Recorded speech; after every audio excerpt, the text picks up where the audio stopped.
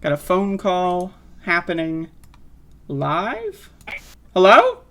Hello, can you hear me? Yes. Hello? Excellent. Hello, how are you? I'm pretty decent. This is Rogue Foibles. I've been on here once or twice before. It's good to be back.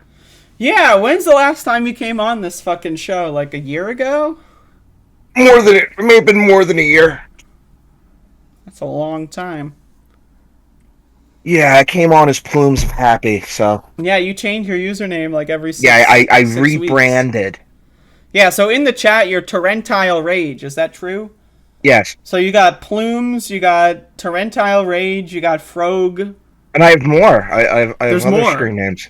Okay, there's more? More. That's insane. I know. All right, so okay, so you're I keep coming getting on banned here. from things. You're coming on here to call me out. Is that true? I'm in the hot seat. I spilled coffee on my I chair. wouldn't I'm say in the hot seat. but I It's want to call Brian out. okay. And just keep in mind, this is going to be group chat, Twitter bullshit. I don't think it's worth anyone's time, except that That's things were right. said which were Everyone not leave the true, and I want to stream correct the record. immediately. Turn this off. Go watch a movie. Do something with your life. Like no one cares about this. I know. At the end, I'd like to talk about something substantial, Okay. like Ukraine, which ties into the conversation. So once And maybe you could everyone make that leaves, separate so then we're there's gonna no have group DM bullshit. yeah, we're gonna have a great conversation. Once we get everyone out, once we repulse everyone, Yes. then we're gonna get into Once the all the serious. cancellation has been finished, all the I's have been dotted and the T's have been crossed. All right. So I had an interview with Disco Brian. I don't remember when that was. It could have been a month ago. It could have been a year ago. Honestly, my perception of time, non-existent. So, I and mean, what even is time? that's a good question. But anyway, so I then had Incaino on the show. That was great. That and that was fun. And so we tried to, we were trying to schedule something, but I last month or so I've been a little been a little flaky. I keep forgetting to check my messages, and to be honest with you, I've been forgetting to do this. So you messaged me this morning, and then I remembered that we were going to do this. So it's a little late. We were going to do this like maybe 3 weeks ago. I don't know.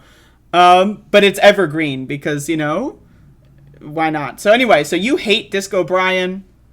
Of course. You No, you I wish was ill on friends him. with Is that Disco correct? Brian for Okay. a while on Twitter. All right. And we kind of had a falling out after your group after your conversation with him a month ago Okay. So because you I were felt that he friends. betrayed my trust and that just every single time he brought up something that happened, he misrepresented it. Mm-hmm. Which I think was proven with your conversation with Inkaino, because he said that he had one interaction with Inkaino and Inkaino told him to go fuck himself, and then in your conversation with Ink, it showed that he had this entire history with him where he was calling him Hispanic Voss or something, and it was just extremely weird and bizarre and I think bizarre another is a great example of his word for all cyber of this. harassment. But he doesn't seem to understand that that's how he comes off. So we got a chat question. Which one is Disco Brian? So could you answer that question? Like, Brian Bakunin on Twitter. but which one is he? Like, describe him. Like in 3 sentences. Someone has never heard of them before. Describe this person in 3 sentences. Well, I would say in order to really have context for this, you'd have to watch the interview with Andrea and Disco Brian. That's like the 3 hour I know. masterpiece. Yes, I would prefer not to do 3 hours today. I got to do some yard work. So. Right. Well, I don't really have a three sentence long description of him, but Yep. I do have notes of your conversation with him. Okay.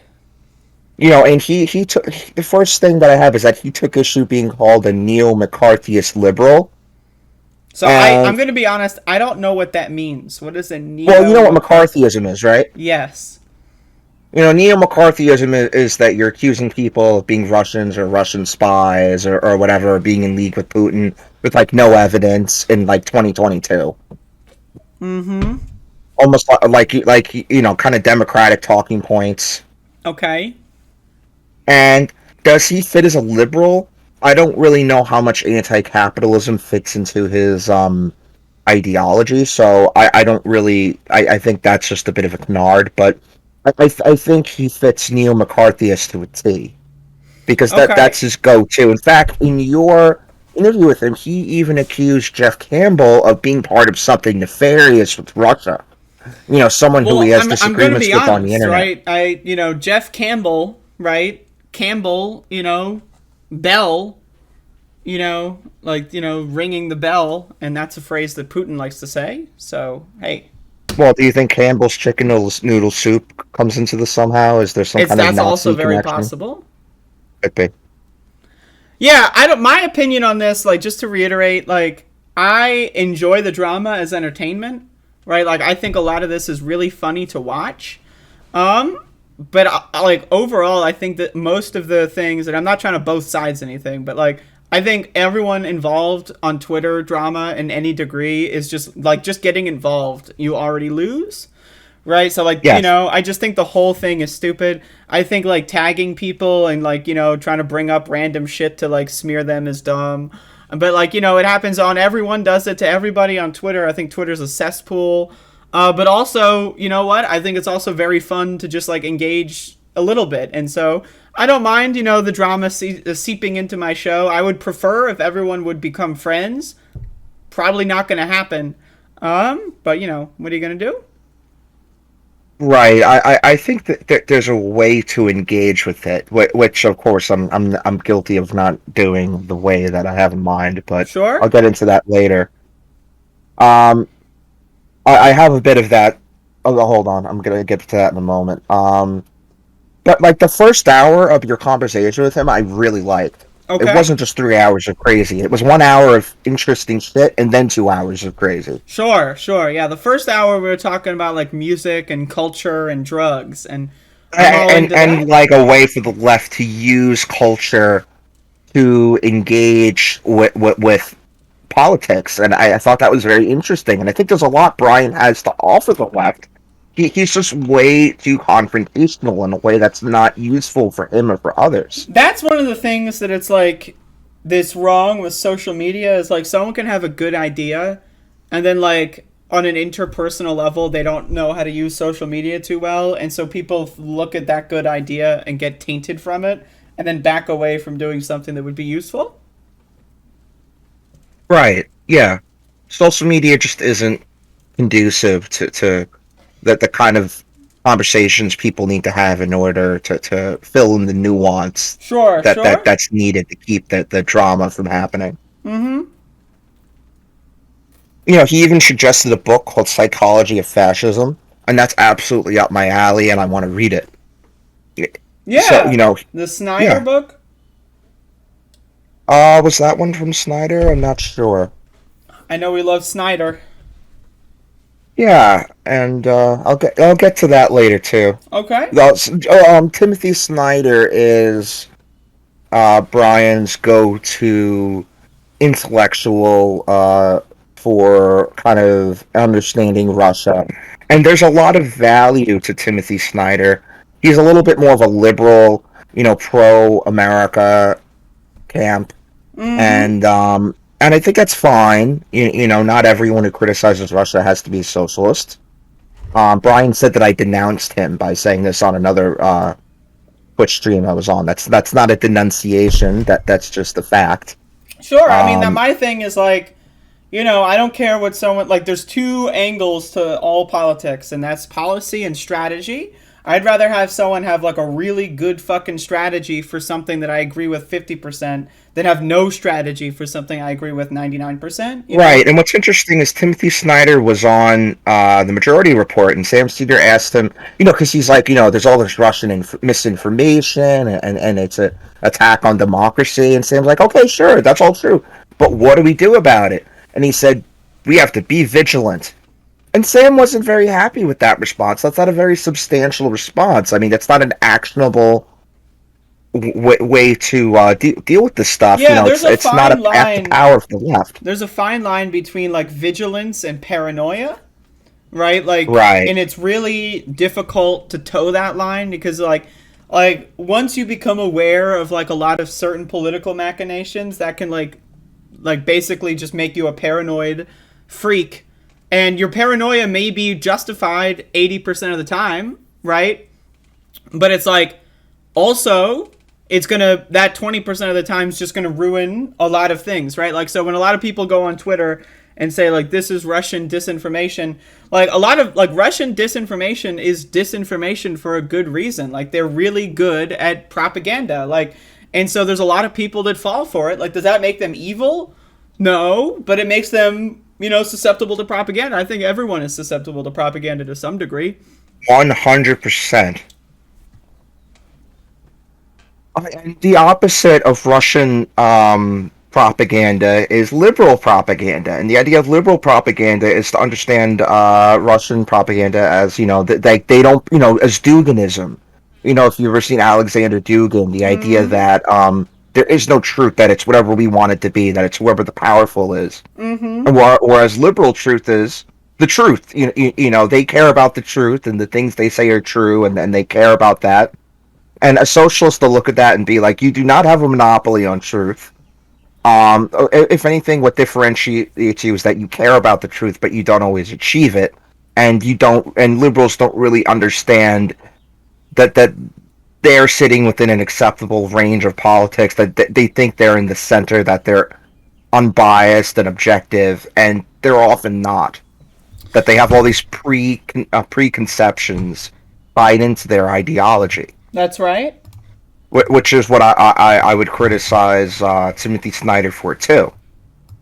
Yeah, but But like I would take Timothy criticizing Snyder someone over an like Alexander Dugin in a heartbeat. I like one of the other things that like internet discourse makes impossible is like you can like someone and criticize their take on a certain subject. Yeah, absolutely, and I think that wish we would have a lot more of that. Like people I disagree with, I try and understand what we have in common.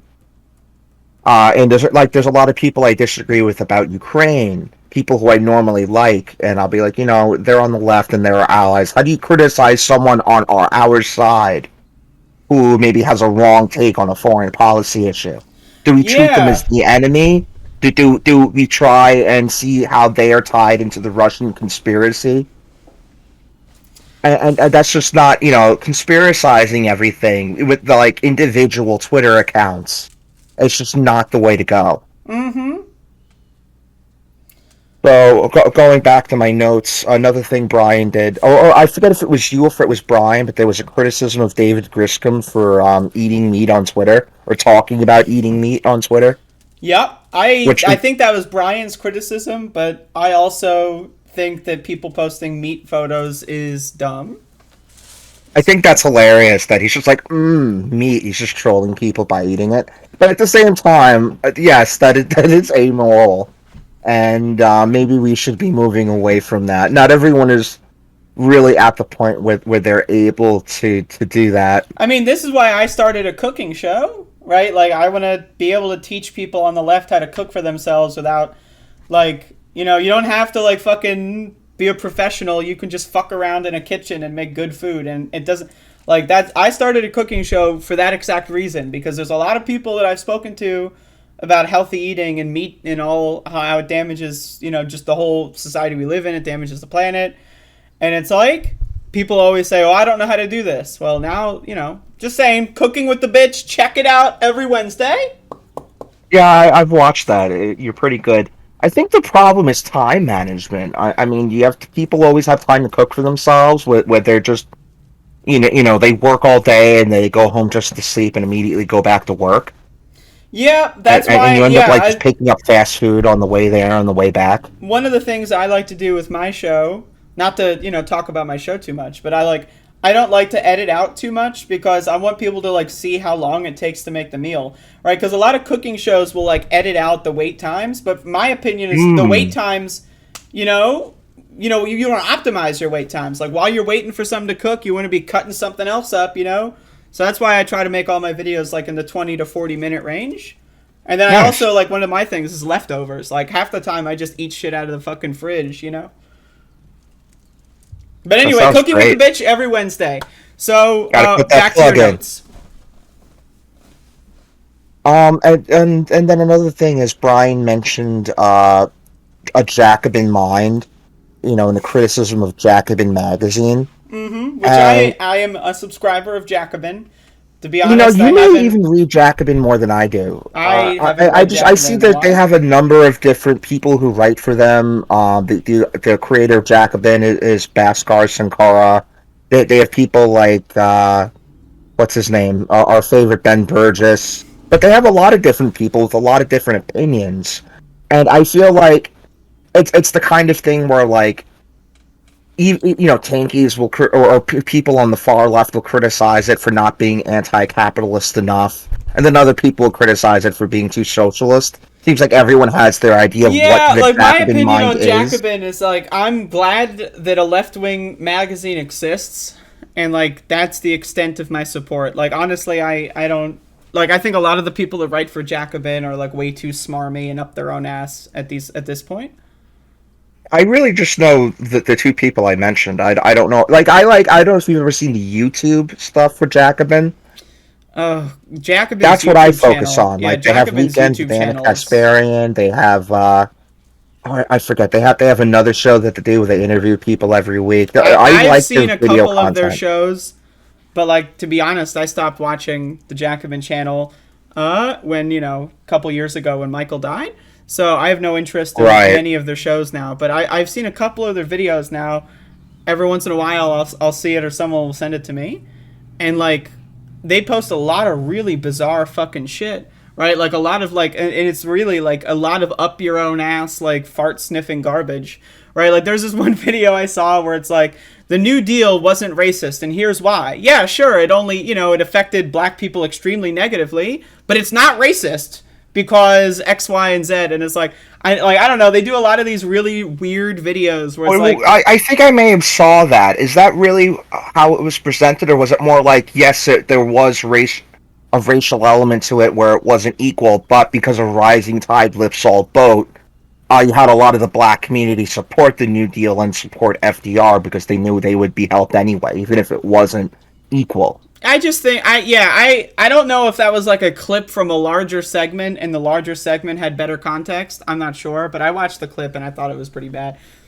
I But still have stuff I don't like. That like they interviewed a black activist once who was saying how defund the police doesn't work, and it's like they had a conversation where I would just like beg them like please read The End of Policing, which is a book.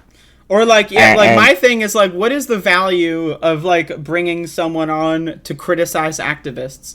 Like my opinion is like I think the as someone that does politics on a podcast, I think it's my responsibility to elevate what activists want. I'm not there to criticize, oh, their slogan isn't good enough. I think all that shit is fucking stupid garbage. I think anyone who's ever engaged in like defund the police isn't a good slogan. Like, what a waste of fucking time. It's anti-solidarity. Like, get over yourself, right? Like, I just hate that shit. But maybe that's because I'm also like, someone that does protesting as well, and most you're people someone don't. who has had outside groups come into your protest, and I remember you not liking that with the march for the I poor or whatever. I will be honest, I hate religion, and I think religion poisons everything.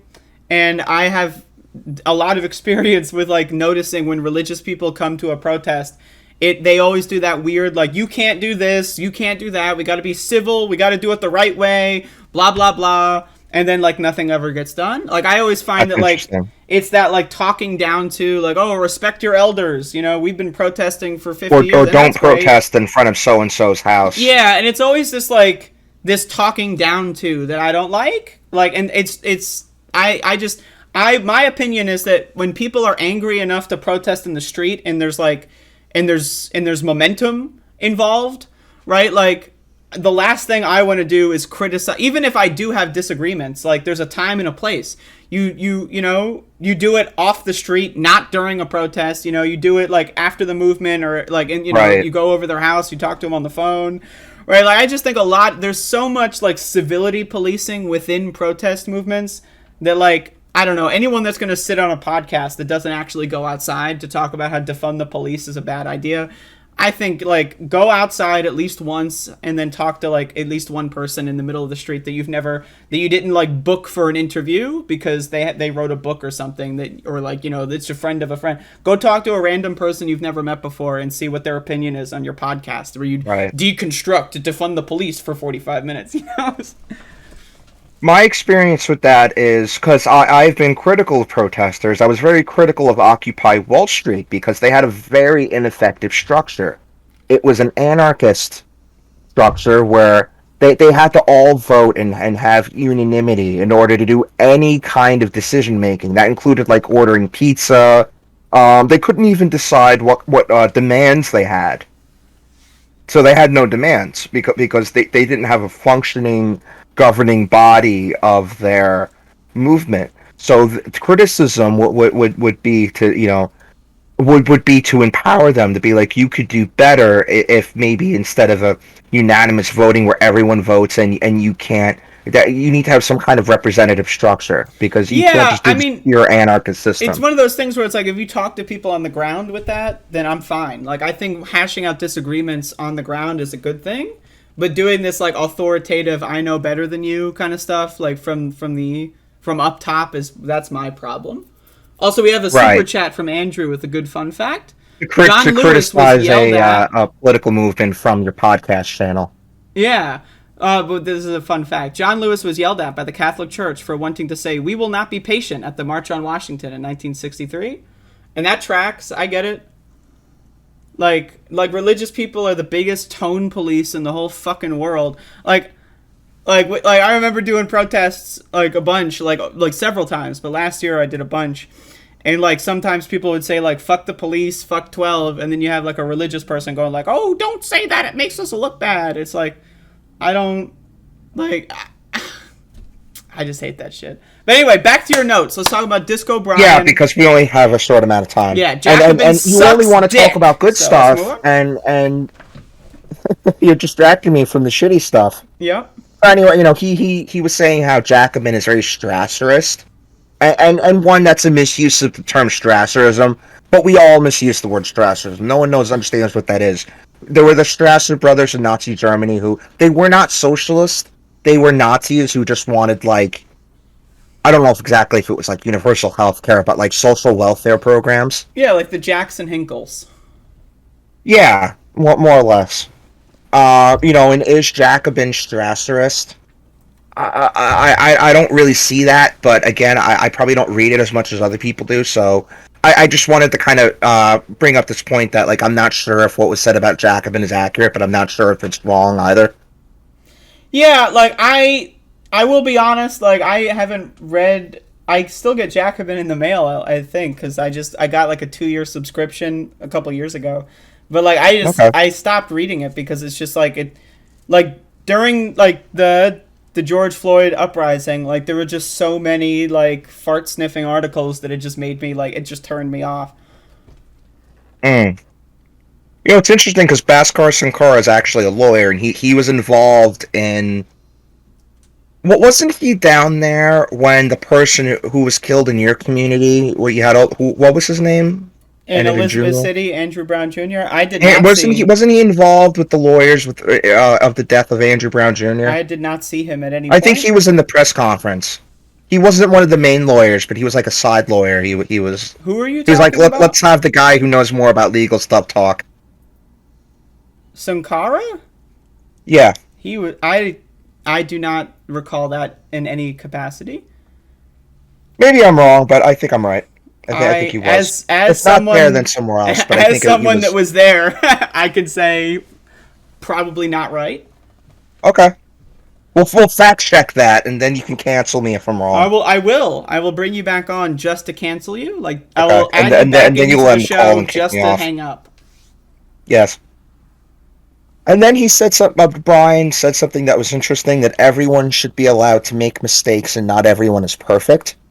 Mm-hmm. And I love that. And there's a dichotomy with Brian where on the half you'll have this message of love and forgiveness.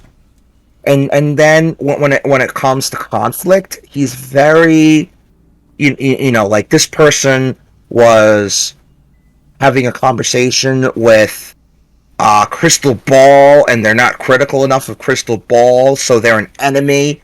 Or like Frog Foibles is being mean to me, so he's part of the Russian conspiracy. Jeff Campbell is part of the Russian conspiracy. He's part of something nefarious.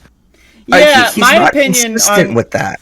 on that kind of stuff is that like you don't have to be everyone on your political ideology spectrum. You don't have to be friends with every single person that has the same politics as you, right? And that's fine. But like it's just the social media people just like they hate each other, and it's the dopamine cycle of like, you know, you get stuck in these loops of just like, oh, I'm gonna send a mean tweet, they're gonna send a mean tweet, I'm gonna screenshot their mean tweet. You know, it's like none of this would ever happen on a phone call. None of this would ever happen like in a real life person environment, right? Like it's just like, but like also like Brian's criticism of like, I think the thing that annoys the shit out of people is when he criticizes David Sirota for having I'm going to get to that. Okay. I have a whole thing on my notes about that. Okay. Let me just get past this part, because I'm doing this in order of what he brought up. Okay, so you got the notes. So about an hour and a half, Brian briefly mentioned me in relation to Matt Dimitri, who is a user on Twitter who's very critical of Jimmy Dore. I think he's the one who actually made me realize Jimmy's a fucking idiot. Okay. His YouTube channel. And he called my group chat that he was a part of G Hive for going after Dimitri without explaining any of the context behind it. So just trying to make this short, Matt Dimitri wanted to cancel Tim Black, because this is when Tim Black was going after Jimmy Dore and promoting people who were critical of the People's Party. Mm-hmm. And we were like, yeah, Tim Black. And he's like, wait, wasn't this guy, Dimitri came and said, wait, this is someone who was a Seth Rich conspiracist. You know, he's not within an acceptable framework of opinion that you know, he's this conspiracy theorist. And I'm gonna be honest, like I don't know much about Tim Black, but like I saw his like bullshit about Dave Chappelle and trans people, and that turned me the fuck off. So, you know, he was. I mean, you know, he has a lot of iffy stuff. Like when Jimmy Dore was talking shit to Francisco Fiantori Mm-hmm. or Franny Frio, and he would be misogynist. Tim Black took his side. That was before he had a more principled stance against Jimmy. Sure. You know, Tim Black's issue, he tends not to be good with the identity politics stuff, except when it comes to African American issues. Yeah, like then, I think that kind of perspective is detrimental. Like this whole like, and there's like trans people that do like this thing too, where it's like trans issues are the only things that matter and no other issue matter. It's like the only answer is intersectionality. Intersectionality. Like, if you are going to be like a huge black right activist, but you think gay people are ugly and disgusting and should be killed, I mean, you're just a useless person to everybody. You know, not that that's specifically something that Tim Black. Yeah, said, but I'm just like, you know, like, right. I'm just like, you know, it's dumb. Like you're allowed to say like, this is not my field of expertise, but this is. So I defer, you know, to people that are in that group, right? Like I'm not going to speak on behalf of black people. I'm not black. I defer to their judgment, you know, and I expect the same thing of people that are cisgender that would want to defer to my judgment, you know.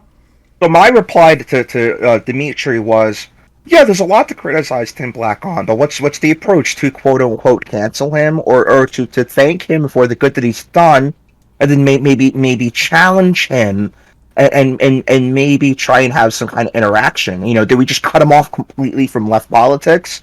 We could do that. I mean, you know, on an individual level, you know, I don't have to watch him. You don't have to watch him. But should we go on Twitter and just promote? Yeah, just fuck him. Yeah, that's my thing. Let's have a conversation. Yeah, like it's not necessarily productive to like Jimmy Dore is someone that has 1 million YouTube subscribers. Like no one on earth knows who Matt Dimitri is. Like what do you gain from like making a hit piece on Matt Dimitri? Is like it's just the personal animus, right? Like no one knows who that is, no one cares, right? Like right. Well, you know, and I'm just having a Twitter conversation with him in public, mm-hmm. and then I said, you know, there's a lot that people could cancel you for, Matt Dimitri, and I'm not really calling for that either. He's like, what could you cancel me for? And I said, well, for one, you know, I remember a year ago you were going against Medicare for all, you know, saying that, you know, you brought up this article about how universal healthcare in Italy didn't stop COVID, and that it was written by Nira Tandon, Oof. and it was this ridiculous argument that because obviously universal healthcare isn't going to completely stop disease, but it's going to help stop preventative deaths and stuff like that, Mm-hmm. and lower overall costs. And I said, like, that's something you could be canceled for. And you could be canceled for some of your criticism of Michael Brooks that I felt didn't hit. And, Yeah, and, and that he, was he the quote cringiest tweeted shit me. in the world. He quote tweeted me about the Michael Brooks thing and kind of defended what he said. And then, like, all of Twitter saw that shit and started quote tweeting him and dragging him. And it's like he should have quote tweeted me so that it goes out of the tweet thread to its own Right. thing so that it That's pops the up in other everyone's thing. feed. Quote tweets. Like, Twitter is I such know, a it's so well cringe. designed machine to get people to hate each other.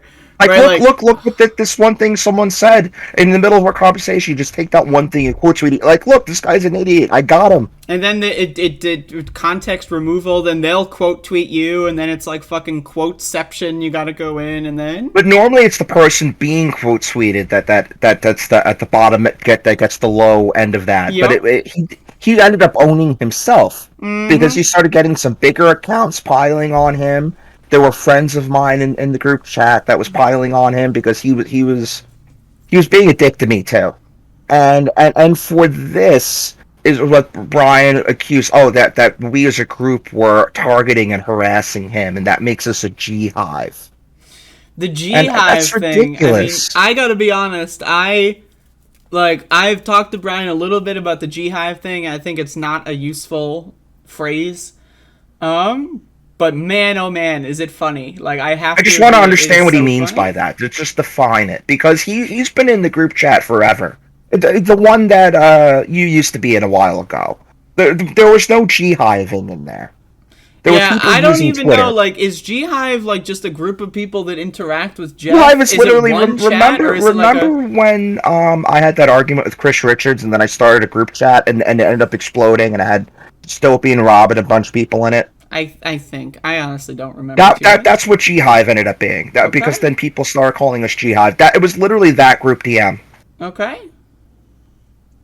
And it was just stupid. People like Bronx Bolshevik started calling people that, saying that it was Jeff Campbell's bot army that he used with his Israeli Mossad money. Mm-hmm. It's just she's another Nazbol. Okay. Anyway, we're running out of time. I want to Yeah, get no, forward. don't, it's all good. But yeah, let's just try to remain on the subject. So he said Jeff was part of something nefarious, and that he's beating the dead horse of Jimmy Dore Hinkle, Jackson Hinkle. Which, yes, I've even said to him, to Jeff Campbell, you're going off on this a bit too much. Maybe we could focus more on activism based stuff. And he does constantly, every chance he gets, he makes hits at Jimmy Dore and Jackson Hinkle and those people. But he's been personally attacked by Jimmy Dore and Jackson Hinkle in Yeah, a way like that that's the other thing Twitter is users haven't. it's the revenge mentality, or like, like the revenge, just like when you get revenge, you just create someone else's opportunity for revenge, and it just goes back and forth.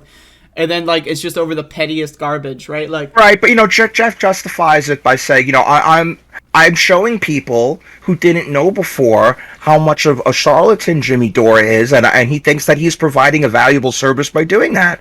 And yeah, I I think there's mean, value in that. That's a I've used valuable Jeff's clips perspective, in but I my think we need show, to be so more than that.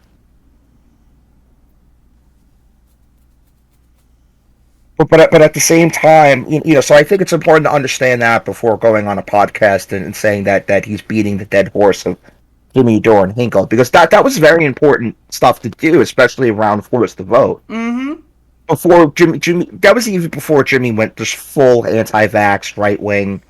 Like he was flirting with right wing stuff, but he didn't go full in. Like he's lost a lot of the Force the Vote crowd, I feel. I honestly have. The only time I ever pay even slight attention to him is when someone DMs me like, "Hey, look at this stupid clip, make a video," and I'm like, "All right."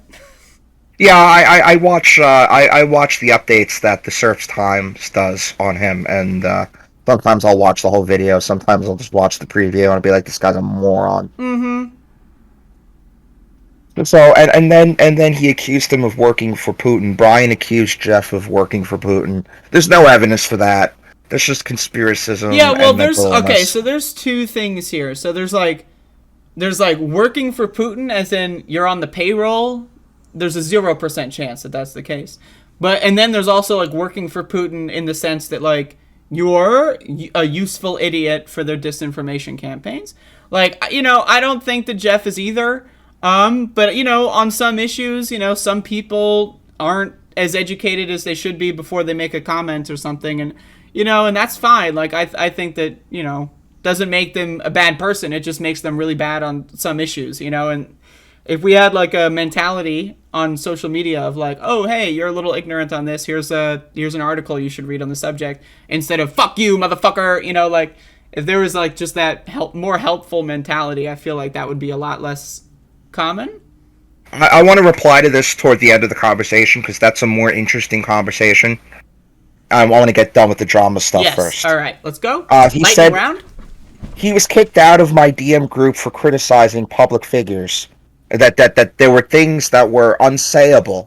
He didn't actually go into the details why I kicked Brian out of the DM group. Okay. He and then he brought it up again later. And then a bit paragraphs that I read. He once again misrepresented why he was kicked from the chat. He had an argument with someone named Autumn. Autumn's a good friend of mine, trans woman, who he said that Autumn likes Vosh. So he's having a conversation, and I think they were having a conversation about you, and they were saying, "Wow, you know, at one point, Brian said, well, I know you love Vosh, but Brian saying this to someone he had only just met, he has no idea what Autumn believes. And I know from the past that Autumn doesn't watch Vosh, Autumn doesn't like Vosh. Mm-hmm. So he's just putting words in her mouth and creating an argument, and then Autumn's like, fuck you, and she blocked him. Mm-hmm. And that kicked him from the group. So he Right, wasn't because literally the kicked, he was Twitter blocked. has like that auto kick feature where it's like whoever is like joined the group first, like if they kick someone who joined the group afterward, it'll block who's lower on that priority list. You could block someone who came in the group before you, and it would kick them. Really?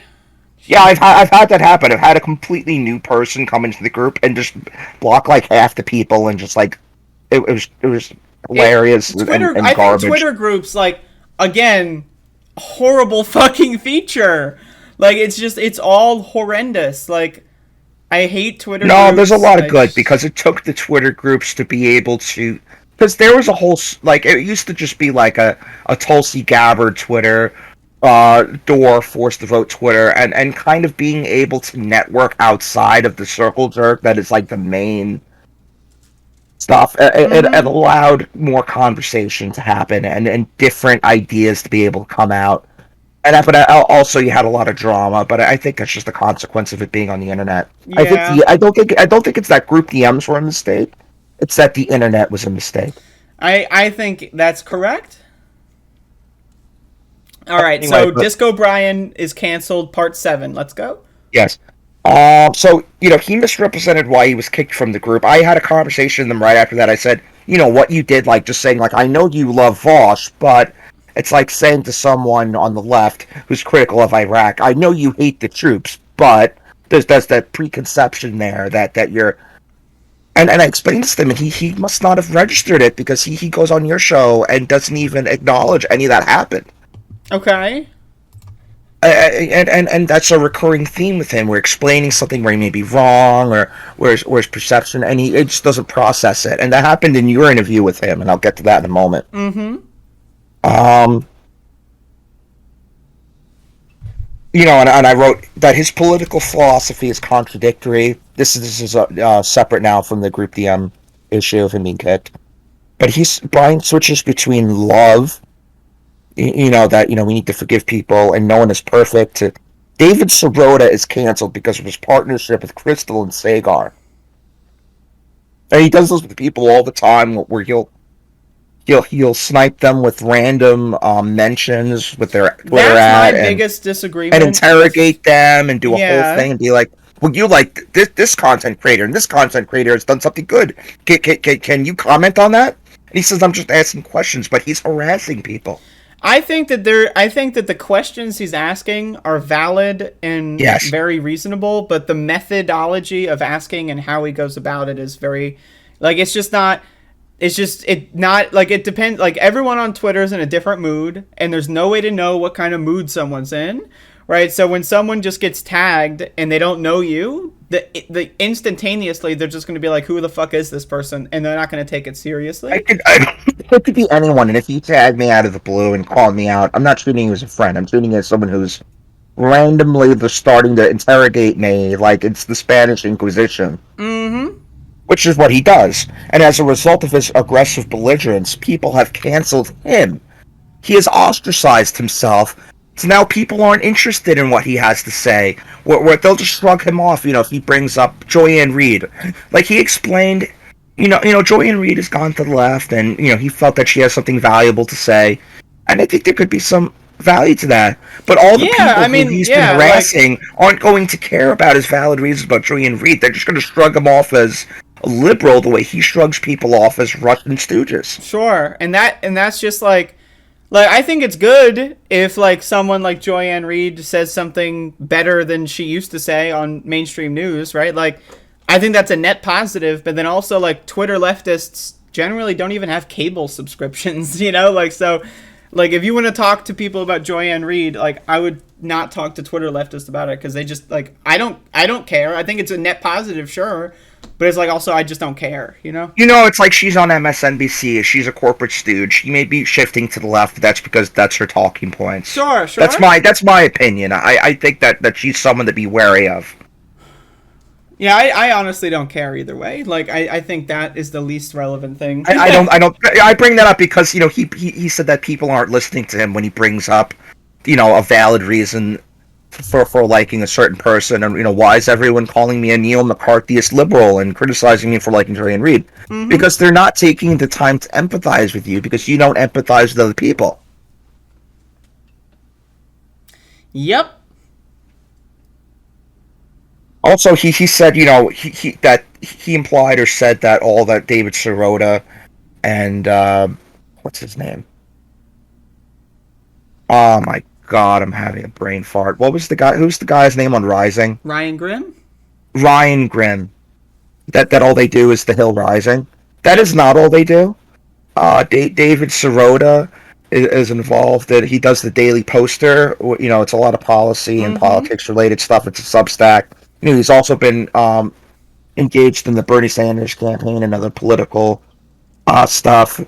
And Ryan Grimm does a podcast called Deconstructed. It's actually Deconstructed with Heidi Masson, but he took over after he went to MSNBC. Okay. And so they do lots of stuff on the side, and it's like Brian will take his stuff from Deconstructed and kind of present it on The Hill Rising. Yeah, And I also have to make a point my that opinion is that Rising and Breaking Points and that whole format is garbage and pure trash.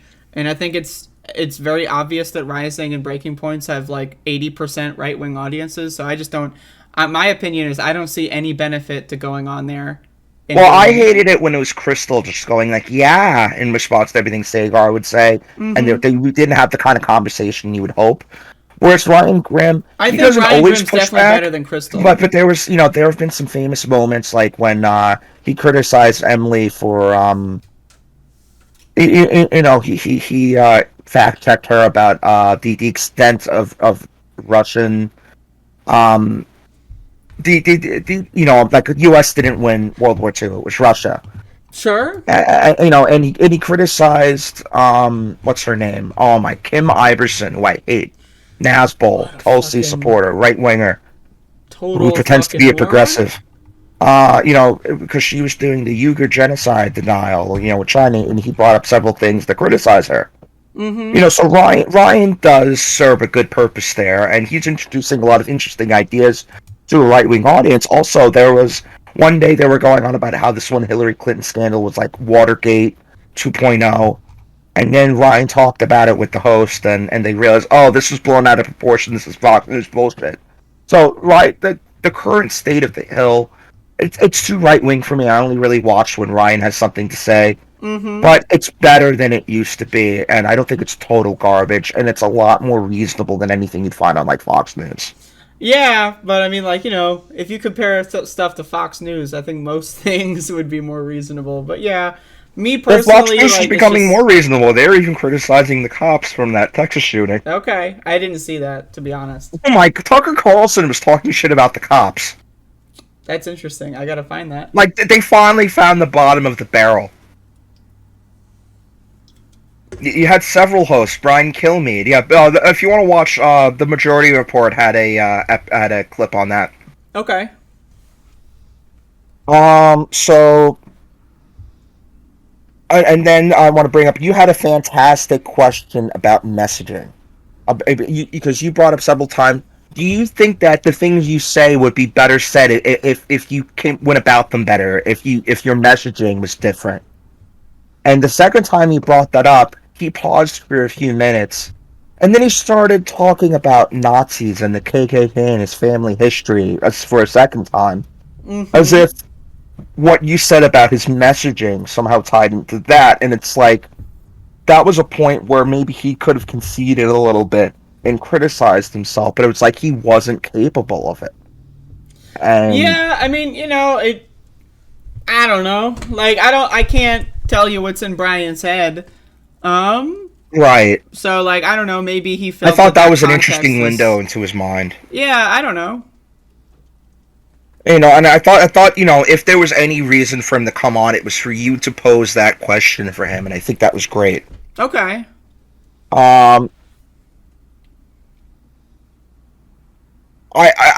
what was the purpose for you bringing him on, though? Was it explicitly to talk about Group DM drama? Well, I like his YouTube videos. I think his Right. style is good, and I think there's a lot there that can be built upon that's good. And so that's the main reason to bring him on. But then also, like, I am aware that everyone hates him in, like, on Twitter Spaces, right? So it's Yeah. like, if I'm gonna bring him on, it's gonna be like, it feels like it's compulsory to kind of talk about that a little bit. Because the first hour he was talking about great stuff, and he kept being like, "Talk about the drama, talk about the drama." I'm like, don't talk about the drama. Yeah, I mean, I know that if I brought him on and didn't talk about it, that I would get a lot of people that would get mad at me, right? So, like, that's my thing. It's like, I feel like just give him a chance to say his piece on his project, and then give him a chance to say his piece on, like, drama. I think that's fine. I had mixed feelings the whole time, because on the one hand, I'm like, why is she bringing him on to talk about this stuff that's betraying my trust and misrepresenting all these different people? Yeah, And, I and mean, I don't know all the details, and like I said in that, it's like, I didn't mind bringing Incaino on the show, like, to clarify. I don't mind bringing you on the show to clarify, right? Like, E Pluribus also wanted to come on too, and he was misrepresented. yeah, we haven't set that up yet because Because what happened I'm with him, what lazy. was Brian was harassing him on Patreon, and Brian reported him. And E reported Brian. Brian got banned, and Brian read that as that E got banned, and Mm-hmm. then he said that he was he got banned on his own Patreon, and he wanted to fact check that, and that ended up not being true. And Mm-hmm. it's like, instead of Brian being like, something I did, that a neutral arbitrator, Patreon, looked at what I was doing and decided that it was harassment and that I should be banned from the platform. Should I learn anything from this? No. Well, I'm gonna be honest with you. Like, I can probably say with 100% or 99% certainty that Patreon, like YouTube and all these other platforms, doesn't really look into these things. I'm sure there's just like a couple words that are flagged, and then it's just like, all right. But yeah, it's just like, there's a lot of things that just, like, could be solved in one phone call, but it's just every party doesn't, like, want to do that.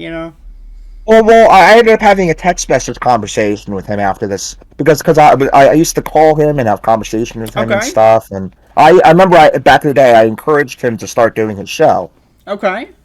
even, and I said, "This is Frog. I finished listening to you. I'm incredibly mad and disappointed. You misrepresented me, my friends, and other people. Now I have to go on and check the record, and that you betrayed my trust." I tried to explain it to him, and he wasn't really listening. But I ended up getting heated, and I think the way that I responded was too much, and I think that I attacked him too much. But at the same time, Mm-hmm. I was so fucking mad at him. Yeah. I mean, I get it. Um, That's the thing. It's like when someone has like a righteous upsetness, they're going to be significantly less likely to go about it in a good and like constructive way. And then that's just going to lead to both parties becoming like that, and it's just like a ping pong. he said that I disavowed Tim Snyder, that it was very Greenwaldian. Now, what because I gave a very similar criticism to Tim Snyder to you that I did on a podcast of Aaron Green, not podcast, but a Okay. Twitch stream. Was anything I said about Tim Snyder before Greenwaldian I in your I mean, I think it's fine to dislike them on certain aspects, but like them on other aspects. That's fine. Like, I think no one is right? perfect. Everyone has blind spots, right? If someone is a liberal, they inherently, like, if they support any sort of like capitalist hegemony, they inherently support political violence in to an extreme, right? So, but it's also like they can be aware of that and not focus on that. Like, it's possible Tim Snyder is aware that those things result in that thing, but he knows he doesn't have the power to go against that, so he's going to use his position to go against something he feels like he can more constructively explain and go He's doing his after. best to make the world a better place, and Mm-hmm. that's fine. I don't see him as an enemy in any way or someone that we Sure. should really spend that much time criticizing. Mm-hmm. Just that I think that there's a better criticism of Russia and the overall thing than he has. Okay. But I don't think that makes me like Glenn Greenwald, who was a scumbag, and I'm not even going to get into Glenn Greenwald. But anyway, so after this, Brian starts spamming me pictures of him at a Majority Report live party, like as the kind of brag, which is Yep. absolutely ridiculous I and mean, he's childish. excited. That's fine. It's like when I, Me. show my photos of me posing next to Goofy when I'm 6 years old at Disney World. Like, I'm just excited. Right, but it's after I just spent time criticizing him, and he's gonna ignore it. And he's gonna go like, "Yeah, well, I'm apparently closer to Majority Report than you are," and it's like, "Okay, that's great, dude." Mm-hmm. And then he says, "Now 2 months into Ukraine, perhaps there was a there that you chose to downplay." So he's implying that I'm some kind of tanking on Ukraine because I didn't like his appearance on your show.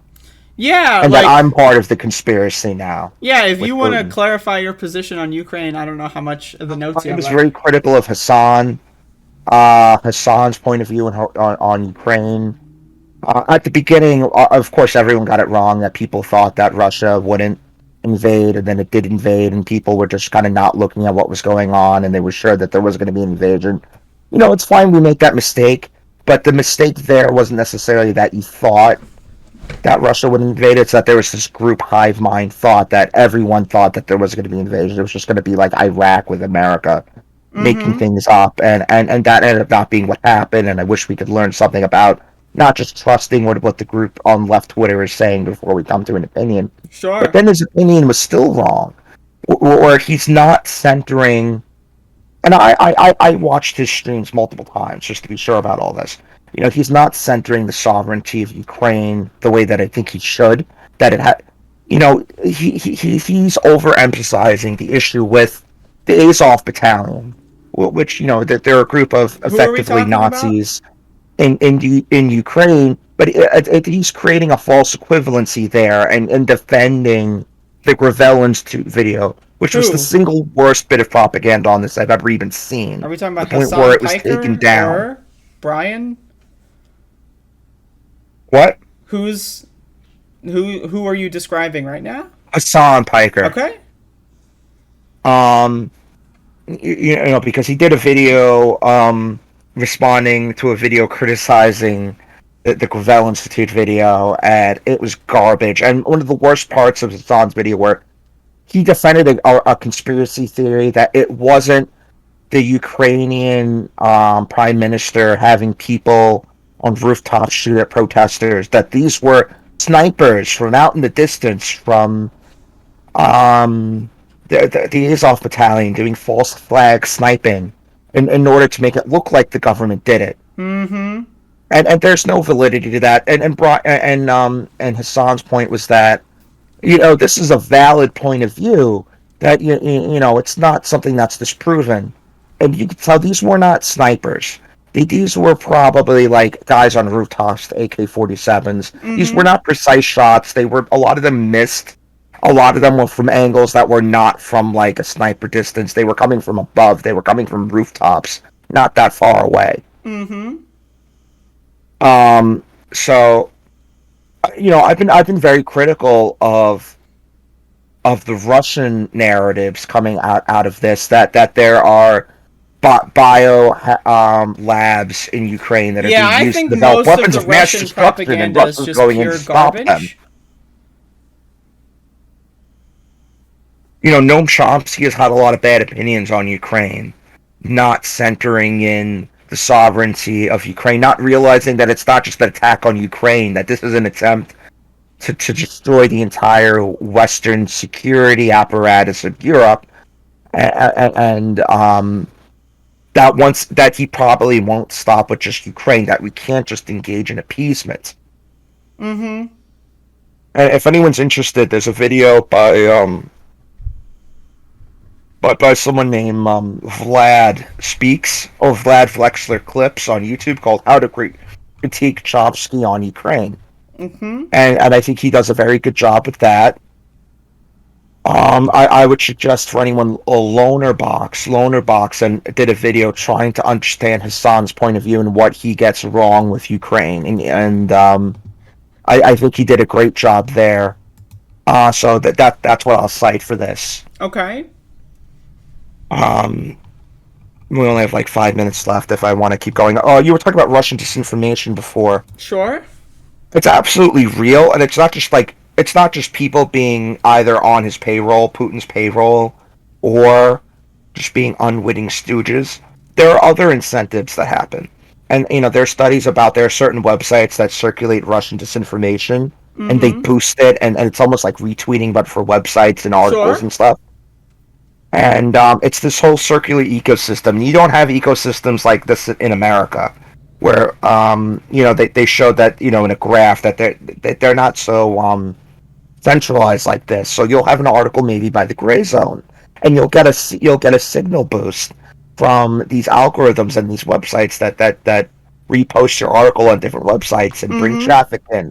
So there's an incentive to tie these lines, because then you will get promoted on Yeah, these it's websites and the in these raw circles. capitalism. Like, people want to make something and then get paid for it, so they'll just like continue making what they get paid the most, or what, it's like, oh, a lot of people like this, so I got to keep doing it, but they don't really analyze what they're doing other than, oh, people like it, so it must be right. Right, so they may not necessarily have to be on Putin's payroll in order for them to be part of the systemic Russian Mm-hmm. propaganda effort. Absolutely. There's a systemic analysis to this. Aaron Mate doesn't necessarily have to be taking Russian money, which, by Mm-hmm. the way, Gray Zone's finances are in the dark. Some would We even have say like they're one in the gray zone. yes, it's more than in the gray. In the gray, you could see a little bit. It's the dark zone, Mm-hmm. and they took money from the Shireen Hashem Award, which what was organized by the Syrian Ministry of Reconciliation, which is their propaganda arm, to kind of Mm-hmm. play off the civil war in the best terms they can. And they do that in conjunction with a bunch of fascist, yeah, literal fascist Nazi organizations throughout Europe, including in Italy, Mm-hmm. which I would say constitutes a red-brown alliance. Mm-hmm. It's this fake left-wing shit that ends up promoting the right wing. And a lot of people don't like the term red-brown alliance. I found another term that actually that Marx has commented on, a Okay. term called Bonapartism. Tell me more. And I recommend a video by Second Thought called "Why Neither Left Nor Right Just Means Right Wing," Mm-hmm. and it's Bonapartism. It's the idea that you have this. What did Napoleon Bonaparte do? He kind of took over this left wing anti feudal movement, and he ended up crowning himself emperor in the name of liberty. Mm-hmm. So so it's about learning how to differentiate left-wing workers' movements from these right-wing reactionary movements that cynically repurpose the themes of resisting power and making life better for normal people and turns it into a way to funnel power towards the right. Mm-hmm. And it's yeah, it's a big problem. People think that, oh, we don't have enough people um, ourselves. We keep losing these elections, and we have to work with the right wing. But there are inherent contradictions of class, of ideology that will get in the way. So what that becomes is right wing entryism, where the right wing enters these left wing spaces, takes them over, subverts them, and uses them as propaganda. Yep. It's a like my thing is if you want to have right wingers like and go after them in some political organizing movement, the goal should be to move them to your side, not just meet in the middle and then meet in the middle again, which is like, then meet in the middle again and then all of a sudden you just are in agreement with them or let them control everything. Like that shit is fucking stupid, right? Like, and that's like the problem with like the Jimmy Dore fucking like Jackson Hinkle fucking You gotta work shit. with Mike Cernovich to end the freaking wars. Yeah, it's just dumb as fuck. It's like, oh, Marjorie Taylor Greene's to the left of AOC now because I said so or whatever. And it's all just Donald so Trump is dumb. against war. He was the anti-war candidate. Oh, it's so dumb. Oh. And there's absolutely no truth to that, of course. We all know that. Yeah, I'm not it's even going to just, get into that. This guy who garbage. escalated the drone war. But yeah, do you have any more notes? I'm at the end of my notes. I talked about Ukraine. I wish I had more time, but I think we can end it here. Okay. Do you have anything else, like, anything you want to tell the audience? Just say hello. Do you have anything that you, like, because I know you don't Hello use to all Twitter my people anymore, on Twitter. right? Like, I hope you watch this. I hope that I helped the situation in some way. And if I could give a message to Brian, I'm sorry about the way that I replied to this. I felt that you betrayed my trust within your interview. That I'm very frustrated that he has not been um he doesn't listen to criticism and learn from it. That he's been very stubborn and continuing to harass people and not take any responsibility for that. And so it takes me coming on here and spending an hour talking about stupid Twitter drama in order to hopefully have some kind of effect, but I doubt yeah, it like will. my ideal is that like everyone gets on here, says their piece, and then everyone just like either agrees not to be friends, but not to be hateful of each other, or agrees to be just, like the bet, like it. You don't have to be friends with someone, but you don't have to spend every day on Twitter yelling at them or talking about them. And a lot of people have said some really dumb shit about Brian too, like. And like, he says some dumb shit about them, and it's just like it's the back and forth. Like, you don't have to be friends, but like also it'd be way more valuable if we all just like went after the same people and just ignored like random Twitter person that has 700 followers and no one knows, right?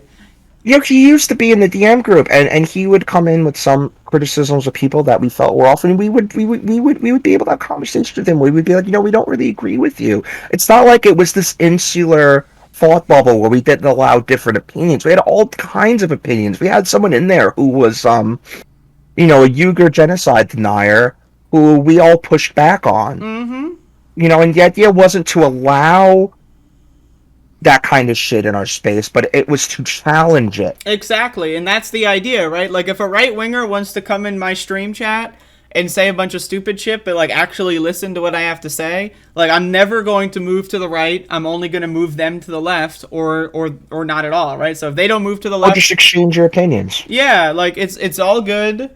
Plant But the like, seed. yeah, exactly. That's my thing. It's the seed planting, because most people are never gonna say, "Oh, I'm wrong." They're gonna maybe think about it 6 months from now when a new news story comes out, and they're gonna like, "Oh, remember that what that fucking stupid bitch on YouTube said?" Now, you know. But yeah, we have a request. I need to get Walmart Mike on the show. I'd love to. I'd love to get Walmart Mike on the show.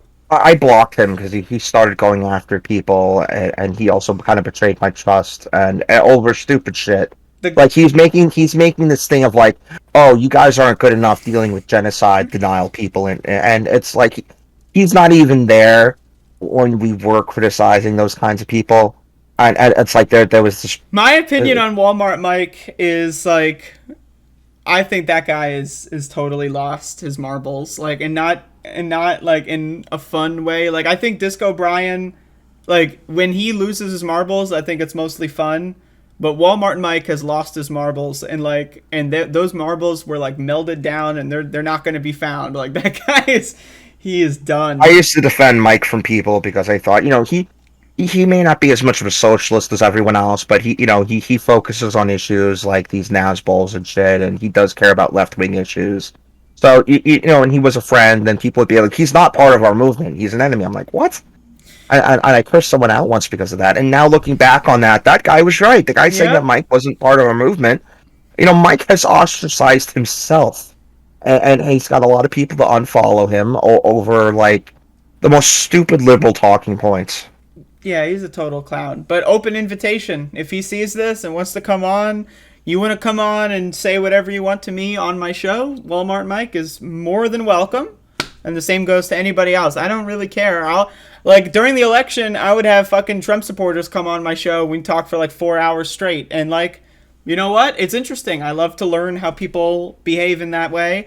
And I think that talking on the phone is always more constructive than talking via text on Twitter in a public forum where everyone's trying to be cool in front of the rest of the class. It's just, that's my thing. Yep. All right, but thank you for coming on. Hopefully for the people that do care about this, and there are people, you may be surprised, folks, but there are people that do care about this, a couple of them out there. So hopefully that they gain something. I hope that, again, the tensions reduce over time. That's my ideal outcome. I don't have any, false interpretation that it's going to happen anytime soon. But, like, even if it's like a year from now, everyone doesn't hate each other anymore, I'm going to take credit for it. And if everyone continues to hate each other, well, it's worth a shot, whatever. You'll not take credit for it if we all hate each other. You'll quietly distance yourself. I will delete the videos. I will pretend they never happened. But yeah, so thank you for joining. And I'm going to hang up on you now because you're canceled. Okay, I'm sorry. Yep. Anyway, that's the guest segment. That was Frog Foible, a.k.a. Torrentile Rage, a.k.a. Plumes of Happy, a.k.a. I'm sure they have a couple other names that I'm not familiar with. So again, if you don't know all the drama, feel free to go back and watch the Disco Brian interview. This is a whole saga we've got building. Watch the Disco Brian interview, watch Incaino, and watch this one, and you'll maybe get a better understanding. But I'm down to have anyone else on if a pluribus wants to come on. I was trying to get Jeff on the show, but he's a very busy person, apparently. So, and also I'm a lazy bitch. So if plans fall through, it's like, what am I going to be like? So we were going to do something last week, but then you were busy last minute. Do you want to set it up again? I can't do that. Like, I can't do it. If a plan falls through, it's never going to happen unless someone's like the only reason why we had Frog on the show is because they would ask me, like, they would remind me, because I'm just, I'm really bad at that. But anyway, yeah, so that's Twitter drama. I love it. I'm here for it, but it's also really dumb and the worst thing in the world. But also, again, tomorrow is Monday, and that needs to be understood. So tomorrow I'm going to be doing the 4-chip challenge, folks. The 4-chip challenge. I've got 4 of these. Zero PE said that they don't believe